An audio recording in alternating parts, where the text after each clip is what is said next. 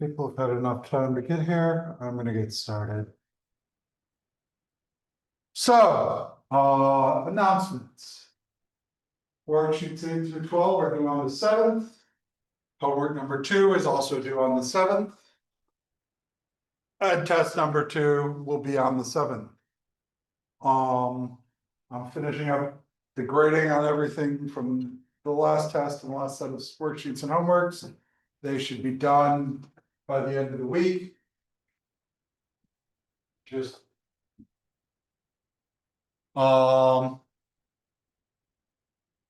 yeah.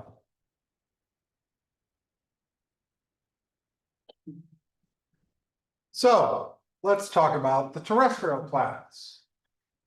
We talked about the Earth and the Moon, where we live. Let's talk about the other terrestrial planets. So the terrestrial planets are the planets in the inner solar system. They're small, they're rocky, and we live on them. So we talk about the terrestrial planets. The most Earth-like planets are Venus and Mars, of the two. Mercury is smaller and rockier. It's a little more like the moon, actually. So Venus is the third brightest object in the sky. It has phases that are visible through a small telescope. It's so bright because it has a thick layer of clouds covering it that reflects back an enormous quantity of light. Mars has a distinct red color. It has surface features that are visible through a small telescope. And it is because we know Mars used to have liquid water on its surface, it's the place most likely that there was life elsewhere in the solar system. There's some current news about that I haven't, it just came out like last week or something that I haven't fully comprehended yet. So one of the things that persisted for a long time, and you'll see in a lot of science fiction, actually, is the idea of canals on Mars. So in 1877, Giovanni Schiaparelli, who was Italian, wrote of seeing canali channels on Mars. There's every possibility he actually saw channels on Mars because they're there. There are things that look like riverbeds and such. This was mistranslated as canal. And then this combined with the fact that there's an optical illusion that can occur where you can see straight lines that aren't there between points on a structure. And that helped back up this idea by Percival Lowell. That was the support of this idea by Percival Lowell, who was English, who championed canals for decades as perhaps evidence of Martian civilization. So some of these long straight lines, so these are not the actual channels that are observed on Mars. They're much too big. But these long straight lines could have been part of there's an optical illusion you can see when looking at something with your eyes. So there's a particular optical illusion that helps support this idea of canals on Mars. But yes, it's a combination of a mistranslation and an optical illusion.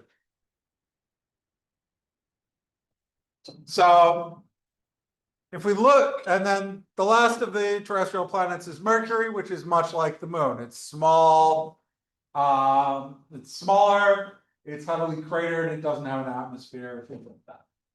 The orbits of Venus and Mercury show that these will never appear far from the sun. So if you're trying to see Venus and Mercury, you're only going to see them right after sunset or right before sunrise. So Venus is sometimes called the evening star or the morning star because it's bright and visible right after sunset or right before sunrise, because they're both going to always be close to the sun. So, Mercury will never be more than 28 degrees away from the sun. Venus will never be more than 47 degrees away.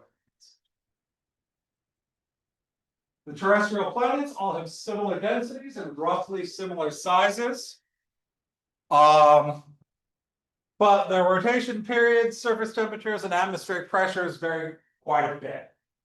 So the smallest of the terrestrial planets is Mercury. It's 2,400.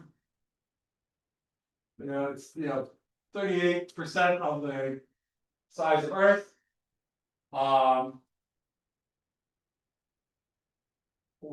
Then it has a density similar to that of Earth's. And it's a much smaller in mass.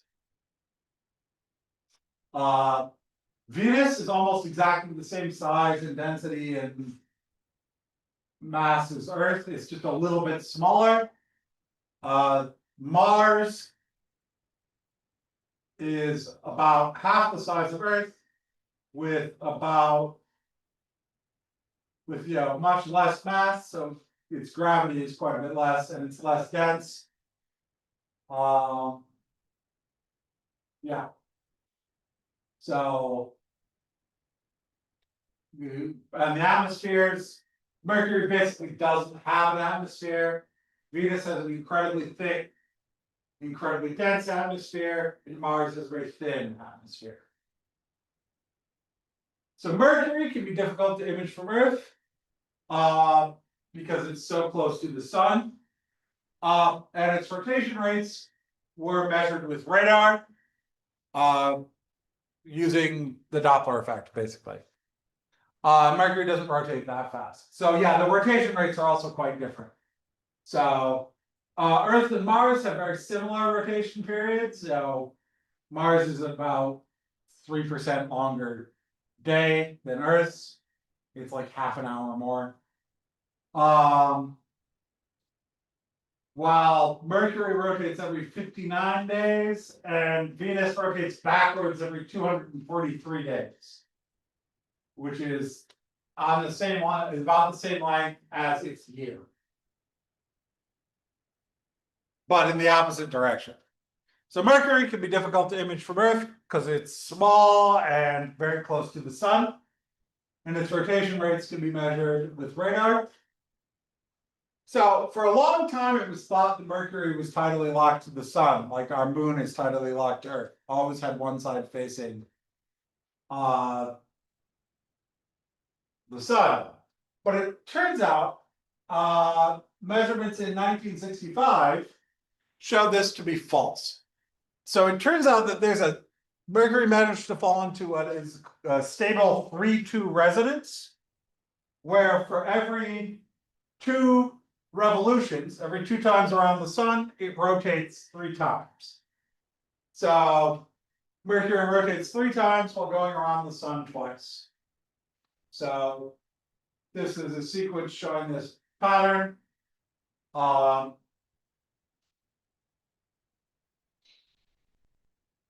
At day 0, these are Earth days. It'll rotate. It will completed 1 full rotation when it's gone 2/3 of the way around.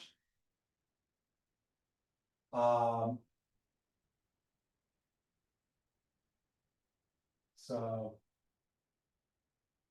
it'll place away a bit more. It'll have another noon about here.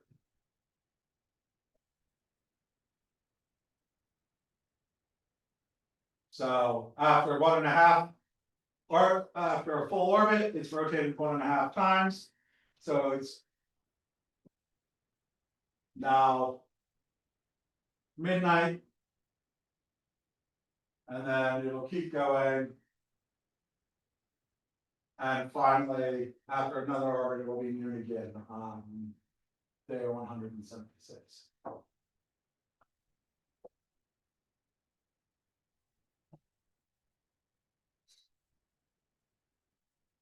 Now, if we look at the rotation rates of Venus and Mars, Mars rotates about the same speed as the Earth. Venus rotates very slowly and backwards to all the other planets.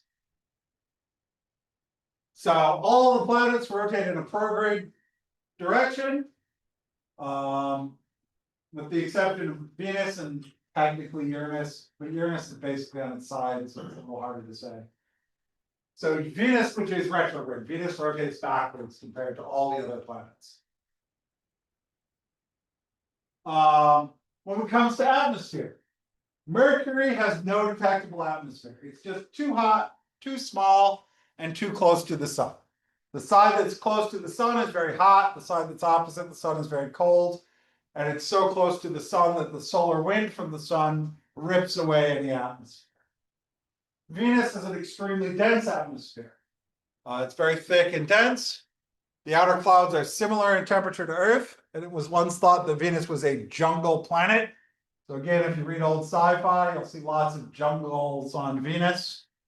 And we now know that it's not a jungle planet, it's much hotter than that.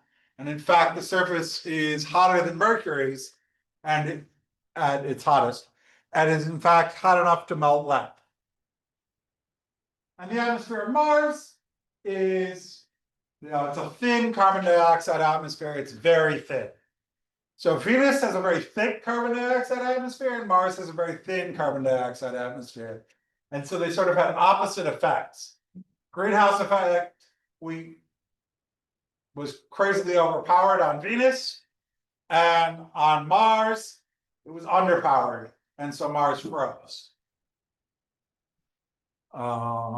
Someone in the chat had a question.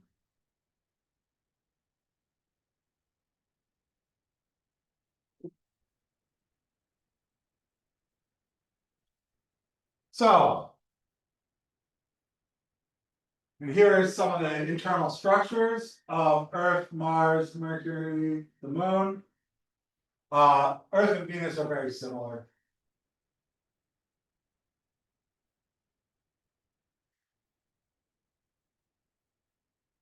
So some of the properties of Venus and Mars. Venus is more or less Earth's twin, but it has a much higher surface temperature and pressure and a very slow rotation. Mars is significantly smaller than Earth. And it has a much thinner atmosphere, and it's colder. So Venus and Mars are the two closest planets to Earth and the two most Earth-like. Canals on Mars never existed. It's a combination of a mistranslation and an optical illusion. And Venus and Mars both have some similarities to Earth, but significant differences as well. So let's go through the individual planets. Let's start with Mercury. So some basic properties of Mercury. It orbits the sun every 88 days. Its semi-major axis is 0.39 astronomical units, so it's like 39% of the way, 39% of the distance to the sun that Earth is. Its diameter is 0.38 Earth's diameters. It's, a little more than a third of the size of Earth. And its density is 5.4 grams per cubic centimeter.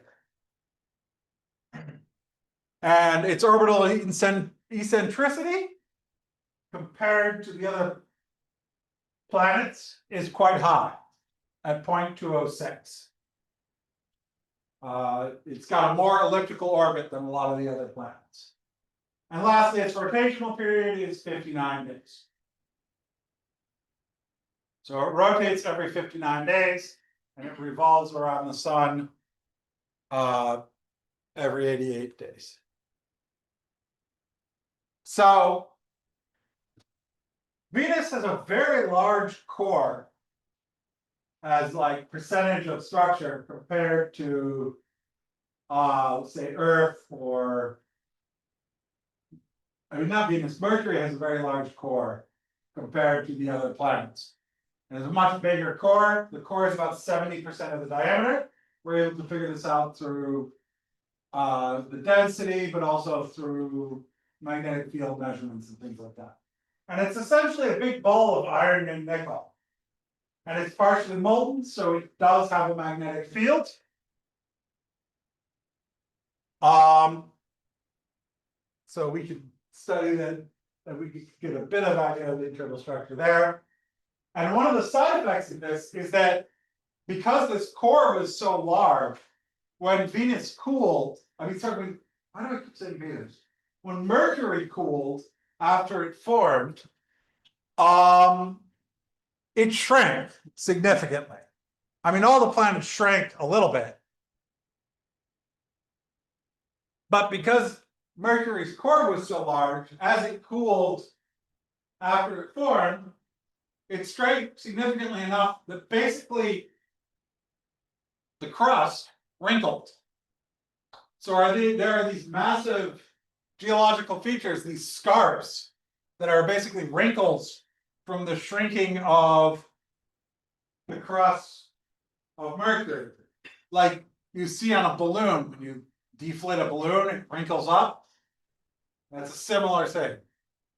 Now, until the 1960s, it was thought that Mercury kept one face always towards the sun, which would have made it both the hottest and the coldest planet, because the face towards the sun would be incredibly hot, but the face facing away from the sun would be incredibly cold because it would never get any light.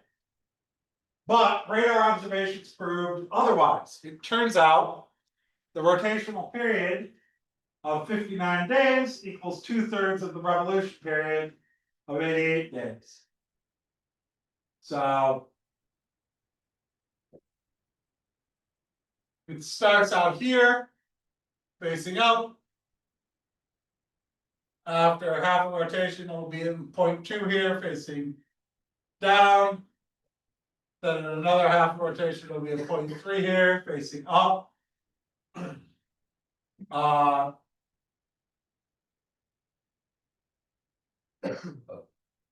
Then point 4 here, facing down.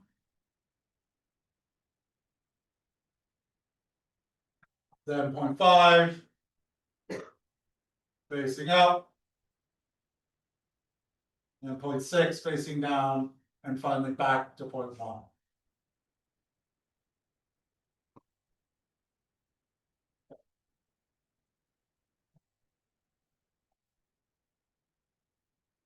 Now, the surface features of Mercury cannot be seen from Earth, even with our best telescopes.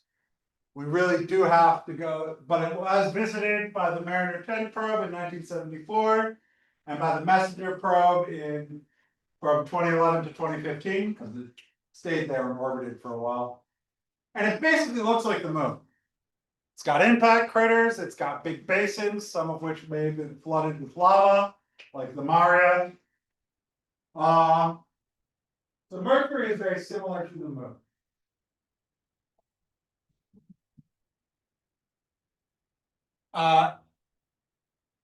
You can see it from Earth, but you can't get good images of it. The best pictures are from the Messenger probe. And when we observe the cratering on Mercury, Mercury's cratering is very similar to the moon's. So here are some of the features on Mercury. The Caloris Basin is about 1,300 kilometers in diameter. This is comparable to the larger Maria on the moon. There's jumbled terrain on the opposite side of the planet. There may have been a very big impact, which sent a shockwave all the way through the planet, creating jumbled terrain on the other side. So this is the Caloris Basin. There are also these lobate scarps.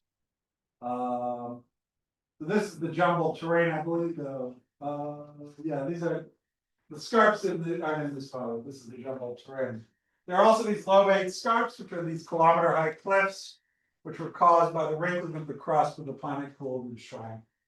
So this is another image of the Caloris Basin, which is a very large impact feature that's ringed by concentric mountain ranges. It's an enormous impact crater. And here there are the lobate scarps. See these cliffs cutting through the surface. These are kilometer-high cliffs. They're enormous. And they're basically wrinklings of the crust when the planet cooled and shrank. So Mercury, because of its metal enormous core, significantly shrank in size as it cooled, and that wrinkled the crust. So here's another image of these lobate scarps. They're several hundred kilometers long and up to 3 kilometers high, and they're thought to be formed as the planet cooled and shrank, and the crust basically wrinkled in response. So Mercury has surface features that are a lot like our moon, but a very different internal structure. So our moon has very minimal core, very few metals. Mercury has a very large core and a lot more metals. Mercury's rotational period is 2/3 of its period of revolution. And lobate scarps are a feature distinctive to Mercury and formed when the planet shrank early in its history.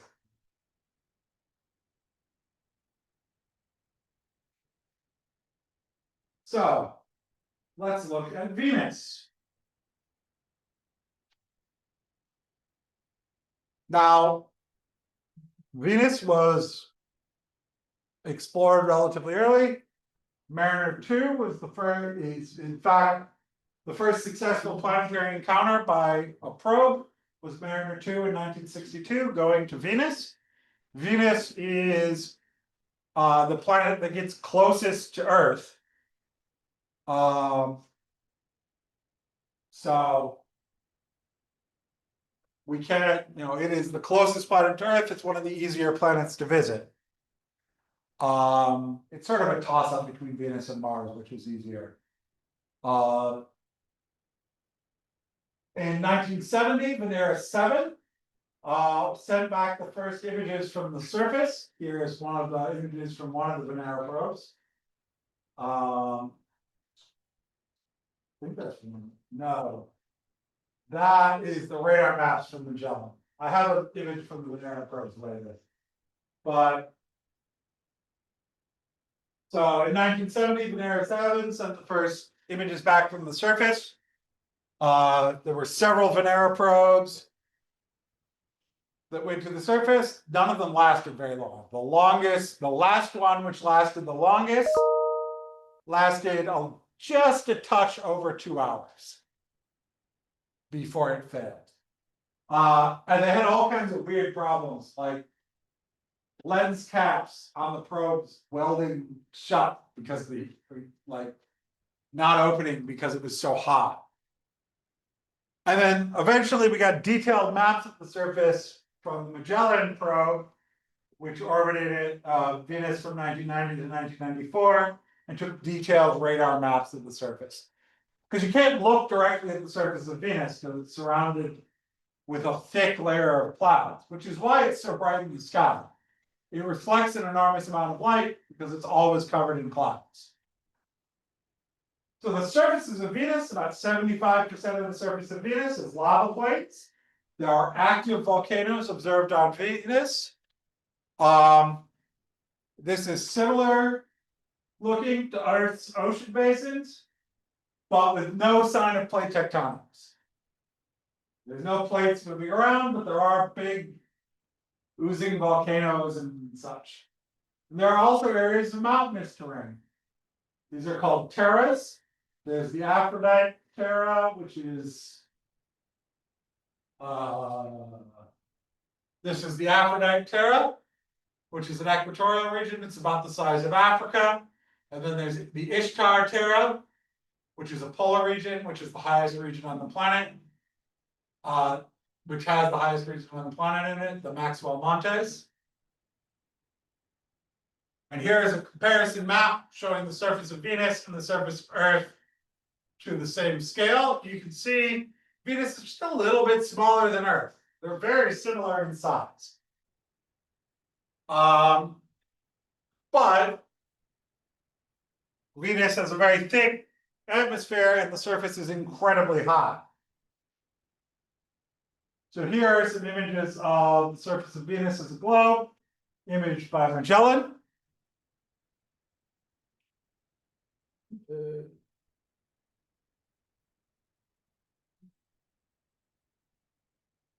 So this is the Aphrodite Terra, the large dragon-shaped cloud, and then the Ishtar Terra is on the other side of the globe.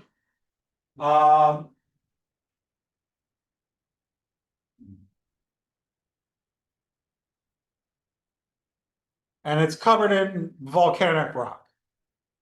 So there are about 1,000 craters. There's very sharp and fresh looking. There's not much to erode anything on Venus. There's no liquid on the surface.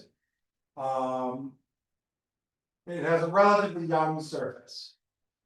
And that is because there are lots of volcanic features. There are many thousands of volcanoes. So things like the Sif Mons, which is similar to the Hawaiian volcanoes. And also these pancake domes. These are seen from above. These are flows of very thick lava oozing out and forming a big flat pancake. And we have actually observed some active volcanism on Venus recently, or going through some data determining that there's active volcanism. And there are also coronae, which are these bulges in the crust, where lava never made it out to the surface. It just pushed up the ground beneath it. There's places like that on Earth as well.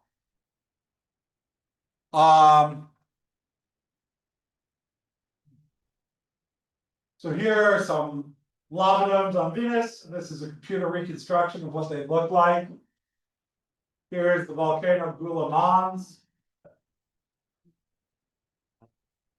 Why are you not going?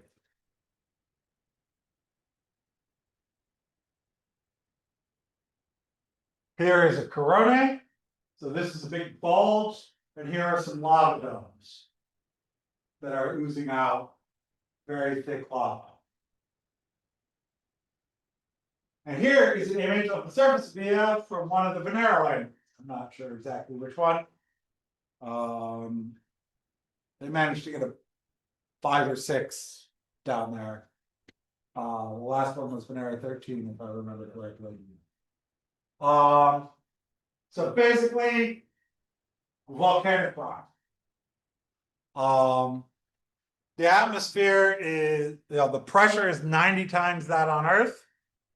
The temperature is incredibly hot. It's hot enough to melt lead. It's like 500 degrees Celsius. And these are some impact craters. So this, these are a couple different impact craters. So this is me, the largest. These are a couple different impact. So the atmosphere of Venus is made of mostly carbon dioxide. It's 96% carbon dioxide, with a small fraction is nitrogen, about 3.5%. It also contains corrosive components, including sulfuric acid. Much of the clouds we see much of the clouds in Venus are made of sulfuric acid. It rains sulfuric acid sometimes on Venus. And the pressure is very hot. It's 90 times that of Earth. That's the pressure that you get a kilometer below the surface of the ocean. And the temperature is over 700 Kelvin. And it is, in fact, hot enough to melt lead.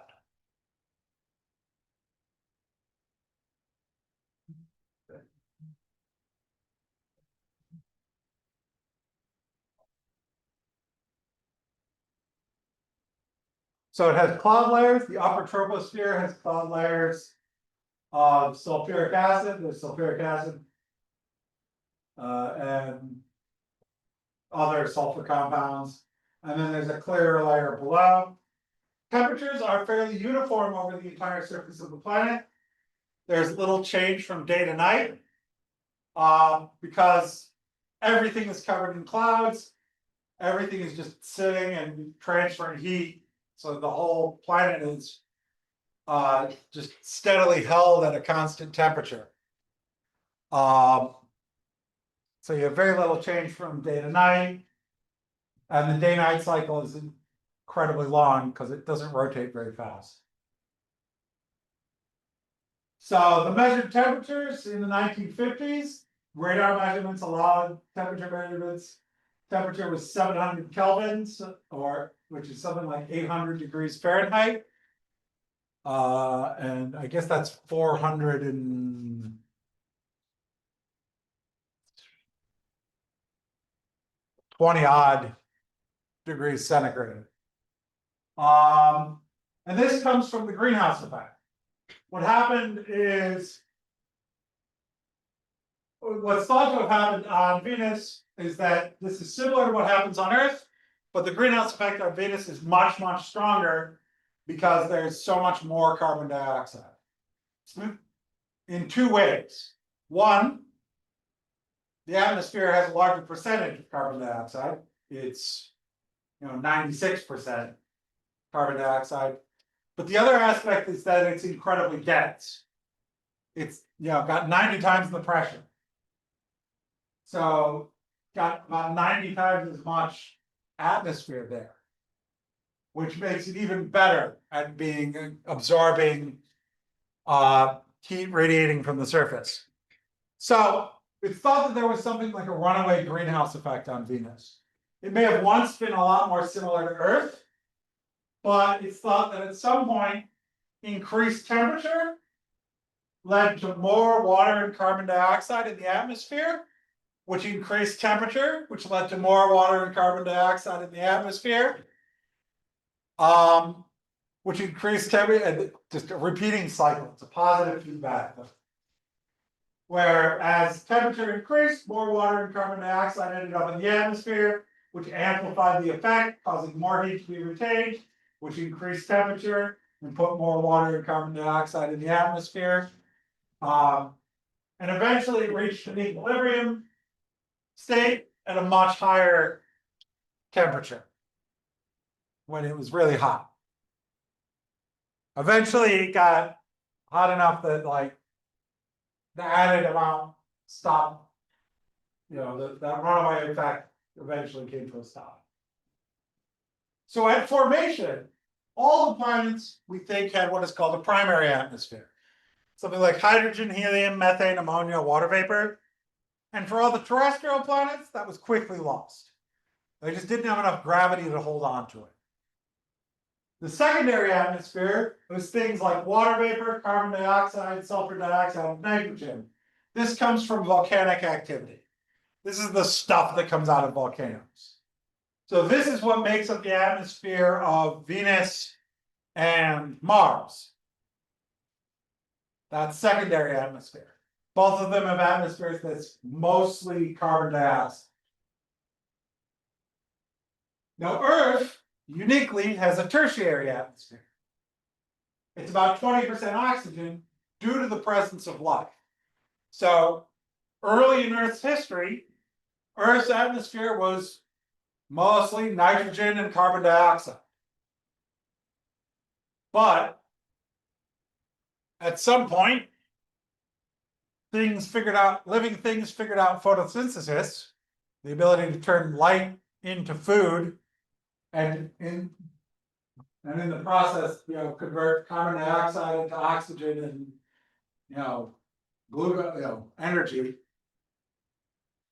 And in that process, they converted all the carbon dioxide in the atmosphere to oxygen and poisoned much of the living things that were also around, because oxygen is a poison. It's a poison we require, but too much oxygen kills you. But yeah, so now it's a tertiary atmosphere. It's about 20% oxygen to be present in life. So Earth has a small greenhouse effect.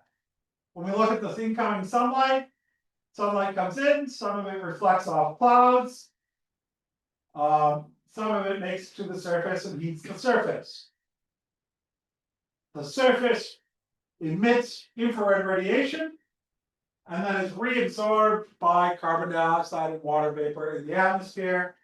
Some of it is reabsorbed and some of it escapes into space. And this leaves us in an equilibrium with a more or less comfortable temperature for us at the surface. Though because we are increasing the amount of carbon dioxide in the atmosphere, that temperature, surface temperature is going up, and it is becoming less comfortable for us. I mean, we're never going to get anywhere near Venus like, but we could screw ourselves over. But Venus, on the other hand, much more of the incoming sunlight is reflected away. So Earth reflects back something about 50% or less of the light that hits it. Venus reflects back 70%. So most of the sunlight gets reflected away, but anything that makes it through, almost all of the infrared radiation from the surface gets trapped because it has a much thicker surface where the runaway greenhouse effect will result in its present surface temperature of around 730 K, which makes it, incredibly hot at the surface. So Venus has been explored by a large number of spacecraft. It's not the most explored of the planets, that's Mars, but it's one of the many because it's close. The surface has some similarities to Earth. It has many types of similar volcanic features to things we see on Earth. The impact craters are sharp and fresh because of the lack of erosion. And the surface of Venus is incredibly hot because of a runaway greenhouse effect, where it's thought that as temperatures went up, this released more carbon dioxide and water vapor. Eventually, the water vapor got destroyed. Got so hot that basically water vapor got torn apart. And that just continued to heat it up even more. And there was no liquid water on the surface, which also helped heating the surface, because water is very good at holding heat and hard to change the temperature of. So if you get rid of all the water, it's easier to change the temperature. But we still have time. I'm going to keep going. So Mars. Mars is the outermost of the terrestrial planets. So let's talk about, and it's the most visited planet in the solar system, other than Earth, because we live here.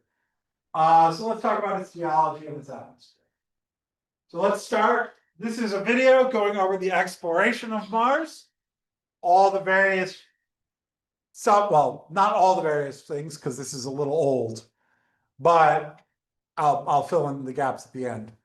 But this is a number of the things that have been sent to Mars. This is focused on NASA, so we'll see NASA. Hey, there we go. There she goes. Yeah, that's data. There is some sort of a pattern to the data, and we have now full confidence that this does indeed correspond to a photograph of Mars.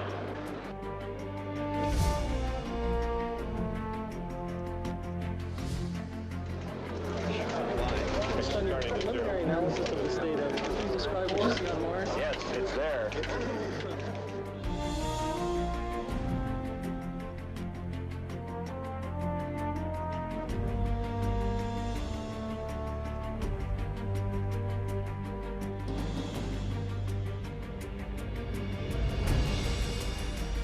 Like, landing on Mars.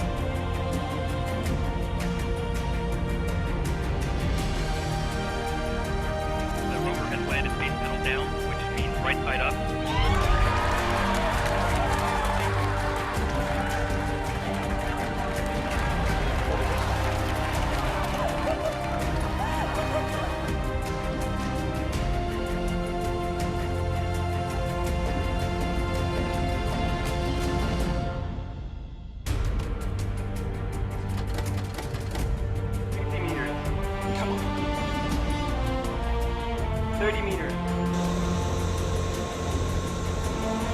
27 meters. 20 meters. 50 meters. Standing by for touchdown.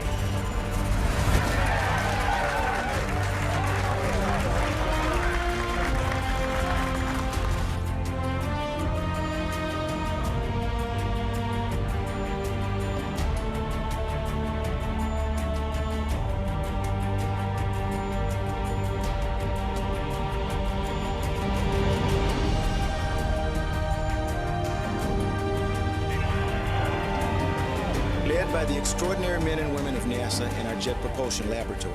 Right now, the wheels of Curiosity have begun to blaze the trail for human footprints on Mars. Well, today on Mars, history was made on Earth. The successful landing of Curiosity will stand as an American point of pride far into the future.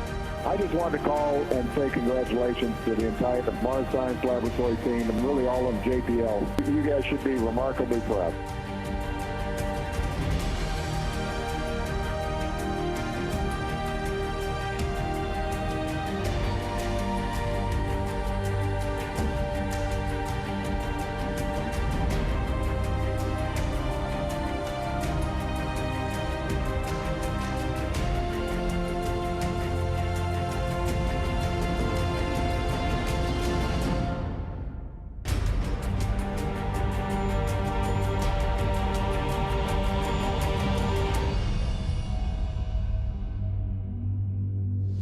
So Mars has had the most human missions to it, but then 47 of them. So that was talking about Curiosity. This is a little dated since then. And I think it mentioned the InSight mission at the end there. Since then, we've had, since Curiosity, there was the InSight mission from the US, and then most recently there was Perseverance and Ingenuity on Mars. The exploration of Mars started with Mariners 4 and 9 with the first successful Mars flyby, and these were the first spacecraft to visit another planet. And Viking 1 was the first successful landing on Mars. And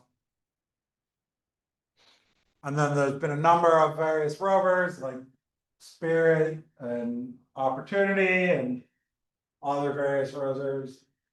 And the current rovers that are active on Mars, so Spirit and Opportunity, unfortunately, I think it was Opportunity was the last failed a little while ago, but I mean, it vastly outlived its planned life cycle. Something like 10 times or more what it was supposed to last. But so Curiosity landed in 2012 and Perseverance, which landed in 2021, are rovers that are currently exploring, or was launched in 2021. Rovers that are currently exploring Mars. Yeah, these are the launch dates, sorry. Curiosity was launched in 2012 and Perseverance was launched in 2021. I think both of them actually landed in the next year. And Ingenuity, also 2021. So this is, I think this is Curiosity taking a picture of itself. Curiosity and Perseverance are very similar looking. It's kind of a little hard to tell here, but these are not small rovers, Curiosity and Perseverance. They're about the size of a car. They're 7 feet tall at like this part. And then one of the things that happened with Perseverance is Perseverance brought along Ingenuity, which is a helicopter that was designed to be able to fly in Mars's atmosphere. I think it was planned to have, and it was just basically a test bed to see if we could actually build a helicopter that could fly on Mars. And it's planned to have something like 5 or 10 flights. I think it was officially planned only to have 5. It did 69 before it landed badly and shattered its blade, one of its helicopter blades. And this thing is like incredibly light with a really long rotor blade. This rotor is like 3 feet long. So when you're doing something like putting something the size of a car down on Mars, it actually is quite tricky because Mars has this problem where we mentioned the Mars's atmosphere is very thin, but it's there. So Mars has the problem of the atmosphere is thick enough you need to deal with it, but it's not thick enough to be useful. So on something like Venus or Earth, you can bring something to a stop by using atmospheric drag. You use parachutes. Parachutes aren't good enough on Mars because the atmosphere is too thick. But you still need to slow down. So this whole landing process gets very complicated. When people look at it, it looks crazy. That's a very natural thing. Sometimes when we look at it, it looks crazy. It is the result of reasoned engineering thought, but it still looks crazy. From the top of the atmosphere down to the surface, it takes us 7 minutes. It takes 14 minutes or so for the signal from the spacecraft to make it to Earth. That's how far Mars is away from us. So when we first get word that we've touched the top of the atmosphere, the vehicle has been alive or dead on the surface for at least 7 minutes.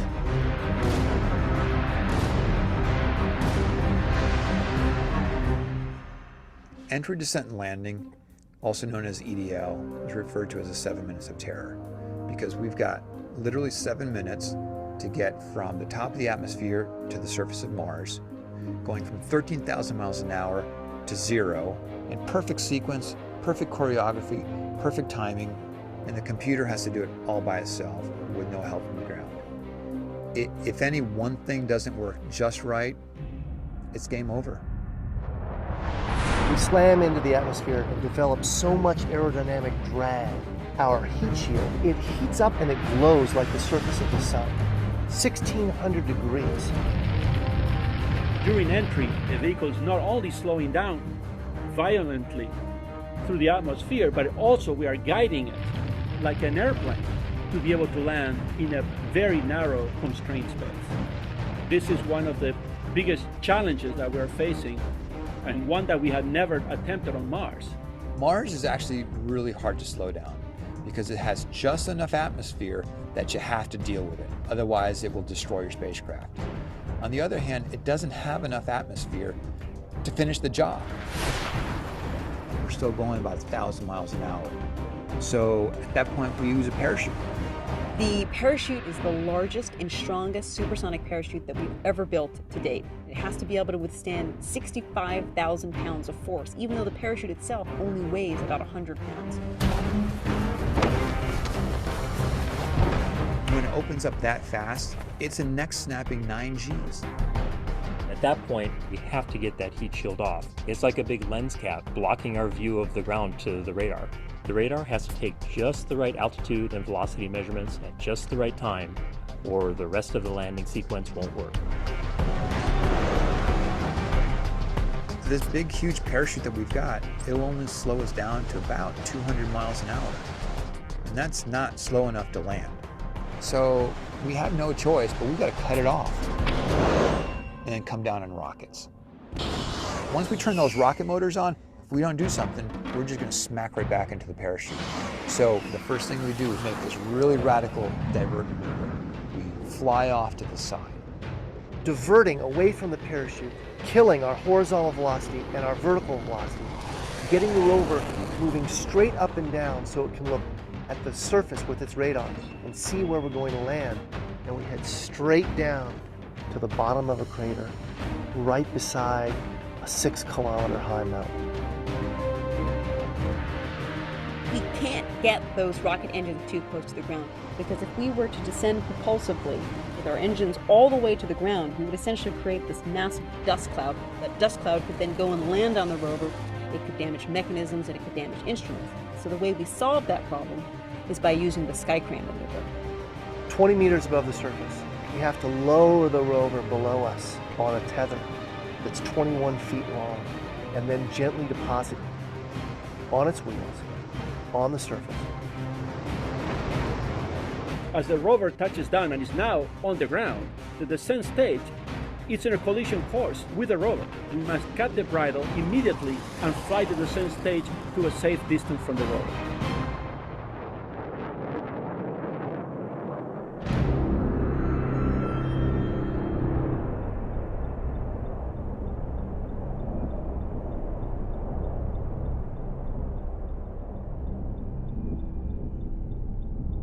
And it worked. Okay, so Curiosity touched on the 2020. Okay, that's remembered.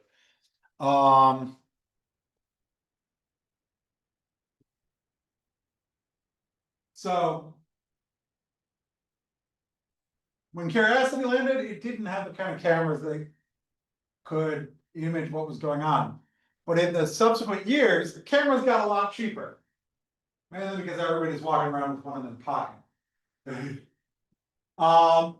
So Perseverance had cheap camera, had cameras all over it. So again, the whole thing here is that it takes 7 minutes for it to go from the atmosphere to the ground. It takes 14 minutes for light to travel from Mars to Earth. So it's literally impossible for anybody on Earth to do anything under, to control it. So it has to be entirely automated.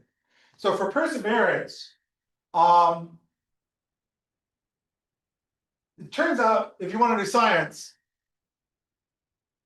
you want it to be near rocks and stuff, because you want to look at rocks and stuff. Which means that the more interesting places to land your rover are the harder places to land your rover. So for Perseverance, they landed in a much more difficult location where they couldn't get detailed enough maps to pre-plan the entire landing sequence.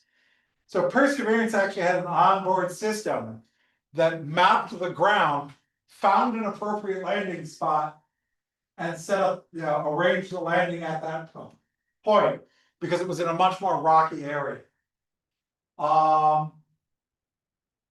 And so that was impressive. Also, the parachute on Perseverance has a coded message in it. So here's actually a video of the Perseverance landing. Because it had all those cameras on it and was sending all that data back to Earth, we can watch this. We are starting the straighten up and fly right maneuver, where the spacecraft will jettison the entry balance masses in preparation for parachute deploy and to roll over to give the radar a better look at the ground. So this is, it's blowing off the Applicant indicates chute deployed. The navigation has confirmed that the parachute has deployed, and we are seeing significant deceleration in the velocity. Our current velocity. So this parachute has a coded message on it. It actually says "Dare Mighty Things," which is the velocity is 130 meters per second at an altitude of about 12 kilometers from the surface of Mars. Now here's heat shield set. Perseverance is now slowed to subsonic speeds, and the heat shield has been separated. This allows both the radar and the cameras to get their first look at the surface. Current velocity is 145 meters per second at an altitude of about 9.5 kilometers above the surface.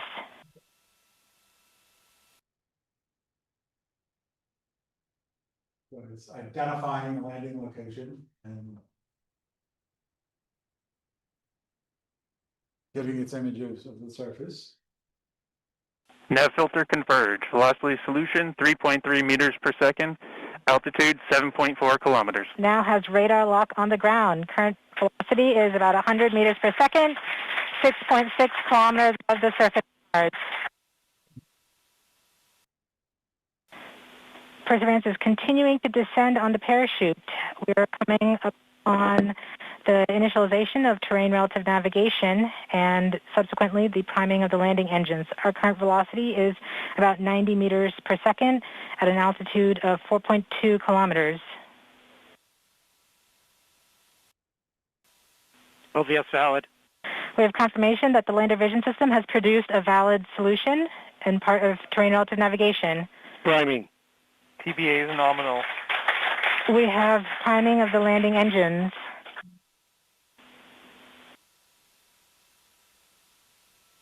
Back shell set. Current velocity is 83 meters per second at about 2.6 kilometers from the surface of Mars. We have confirmation that the back shell has separated. We are currently performing the divert maneuver. Current velocity is about 75 meters per second at an altitude of about a kilometer off the surface of Mars. TRN safety Bravo. We have completed our terrain relative navigation. Current speed is about 30 meters per second, altitude of about 300 meters off the surface of Mars. We have started our constant velocity accordion, which means we are conducting the sky crane, about to conduct the sky crane maneuver. So there, we can see. Sky crane maneuver has started. Down on a wire. About 20 meters off the surface. This is the rockets. This is the rover. We're getting signals from MRO. Tango Delta. Touchdown confirmed. Perseverance safely on the surface of Mars, ready to begin seeking the signs of past life. And it may have just recently found something important. There's still a lot of debate about this, and I haven't completely read up on it because the announcement only came out like a week or two ago. But one of the things that Perseverance brought with it was Ingenuity, which is a helicopter. And again, Ingenuity turned out to be much more successful than expected. It lasted a lot longer. It made a whole lot more flights. And it was finally destroyed when it had a bad landing on probably what was soft ground that it couldn't get good images. Because Ingenuity uses a camera to image the ground to figure out what's going on. It couldn't get good images on landing like on a dune off at an angle and destroyed one of the blades.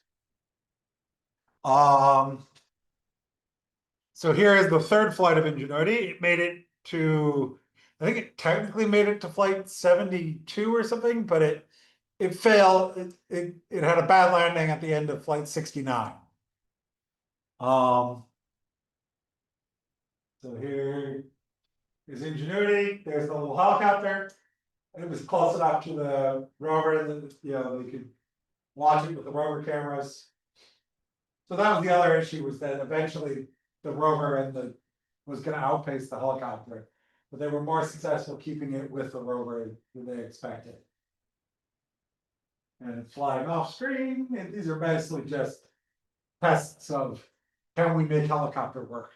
And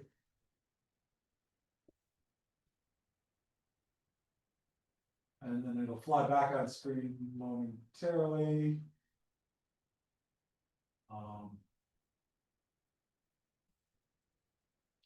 Let me just check if this is actually still playing. Yeah, there it is.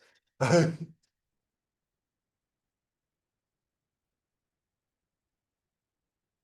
it's all powered. There's a battery there that's charged by the little solar panel on the top.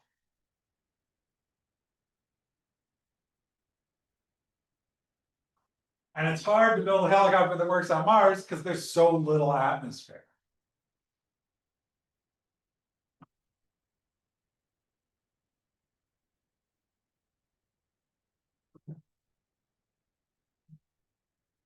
So, how do we understand what's going on Mars?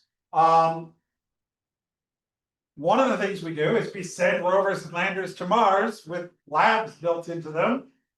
that can study samples on Mars. The problem there is that you don't always know what lab equipment or what testing stuff you'd like to do until you see the sample or see that thing you're observing.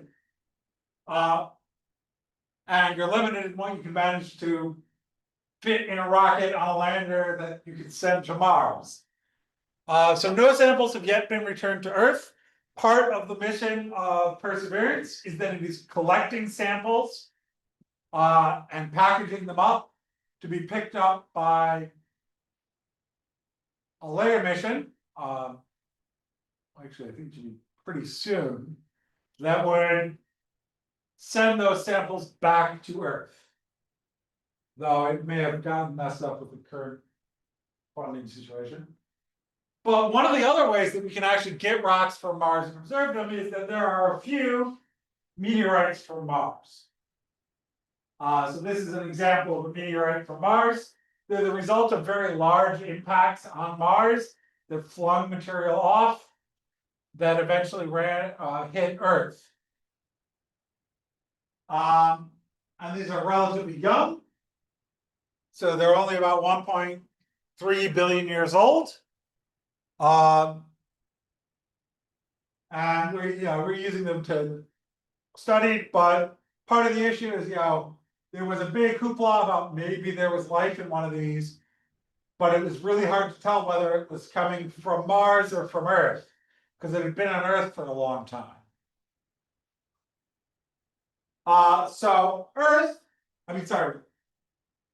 Earth has fewer craters than Mars has. So Mars has a good number of craters. It has more craters than Earth or Venus, but fewer than Mercury or the Moon. It also has some very dramatic features. It has enormous volcanoes compared to Earth. And in fact, has the biggest volcano in the solar system, Olympus Mons. And this is for two reasons. It has to do with, one, how volcanoes form on Mars, and two, the fact that gravity is weaker on Mars. The volcanoes can get really huge on Mars because they're formed by magmatic hotspots, much like the Hawaiian Islands are formed, where there's a spot in the mantle that has a plume of hot magma rising up, and that makes volcanoes above. There's several of these on Earth. They make geologically active places or volcanoes. But on Earth, the plates above these hotspots move. So all the Hawaiian Islands, the whole string of them, all come from the same hotspot. The Pacific plate has just been steadily moving over it. And in fact, there's an even longer string of undersea mountains that don't currently break the surface that were formed by that hotspot. You can trace it all the way back to where the hotspot used to be many millions of years ago.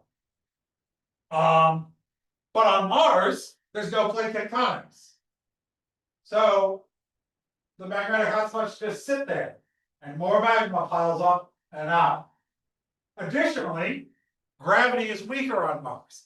That means if you have weaker gravity, you can actually build taller mountains because they don't squish themselves sideways as easily. So that's why you get something like Olympus Mons, which is several times higher than Everest. There are also some enormous canyons. There's like the Valles Minoris, which is again much bigger than the biggest canyon on Earth. It would stretch across the US. But it's not formed like most canyons on Earth are formed, because most canyons on Earth are formed by water.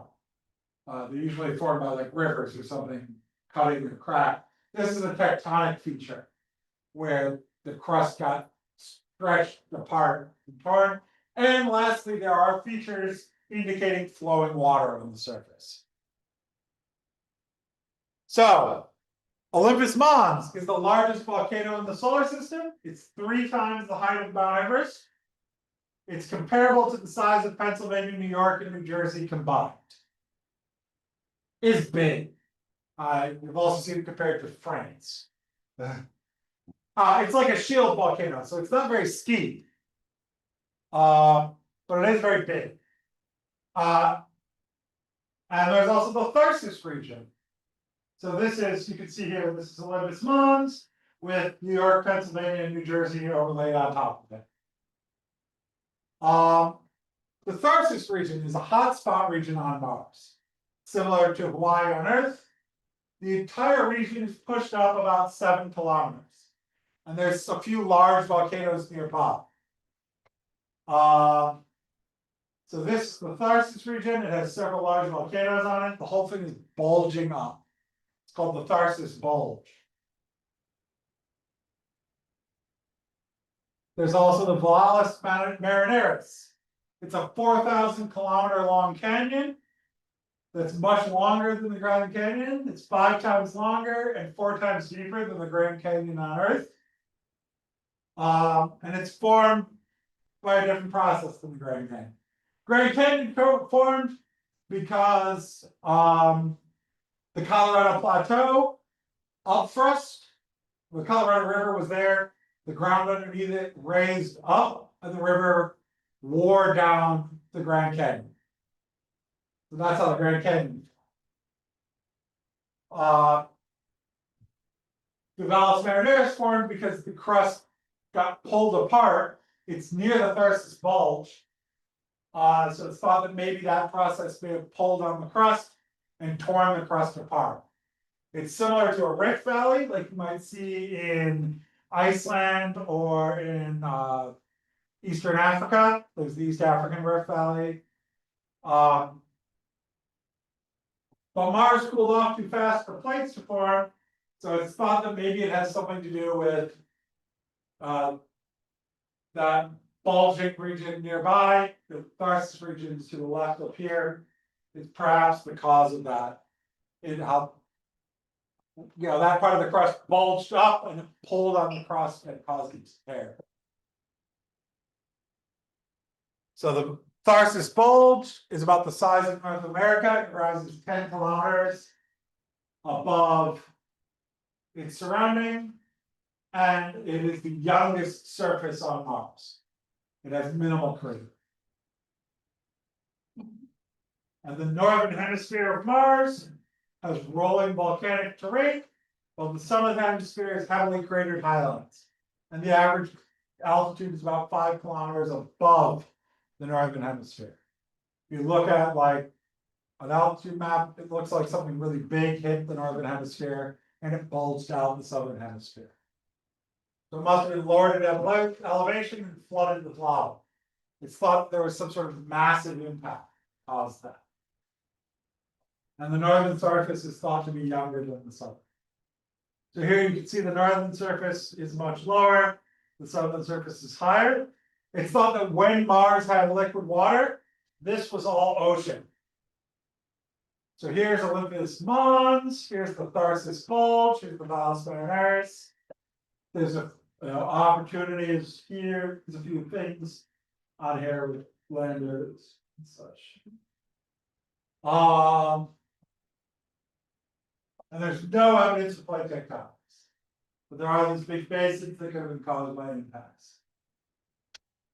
So the largest volcano in the solar system, Olympus Mons, is on Mars. It's 700 kilometers in diameter at the base.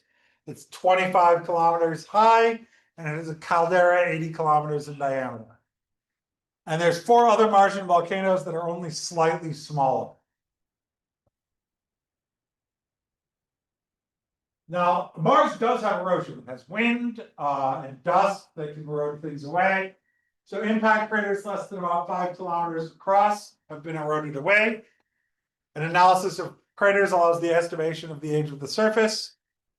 So here, for example, the crater on the right here shows a ejecta that may have been liquefied with the impact that caused the crater. And here is, areas showing younger surfaces and maybe lava flow. So this is an image of the surface of Mars. Mars is red because the surface contains a lot of iron oxide. It's rusty. And It's dusty. And there are sometimes even windstorms that cover, dust storms that cover the entire planet.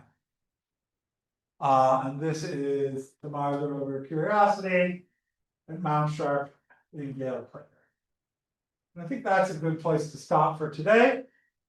We'll finish off talking about Mars and start on the Jovian planets next time.